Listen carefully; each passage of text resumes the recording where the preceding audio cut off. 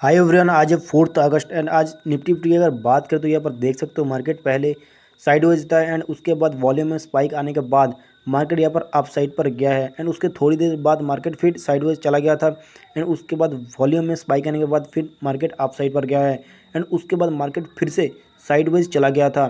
And उसके बाद last में एक थोड़ा सा डाउन साइड देखने को मिला है एंड उसके बाद निफ्टी 50 जो यहाँ पर देख सकते हो वॉल्यूम स्पाइक आने के बाद यहाँ पर स्पाइक गया है। इसके कारण आज बायर्स को बहुत ही ज़्यादा हेल्प मिलने वाला है। उसके बाद मार्केट क्या करता है वो तो मार्केट खुलने के बाद ही पता चलेगा। तो देखते हैं आज निफ्टी 50 क्या रहता है।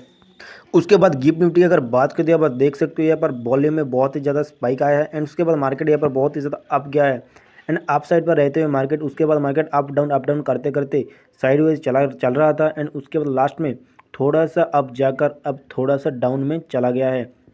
एंड उसके बाद मार्केट आज कैसा रहने वाला है वो तो मार्केट खुलने से बाद ही पता चलेगा। देखते हैं कि आज मार्केट में बायर ज़्यादा प्रॉफिट कमाता है या कि सेलर।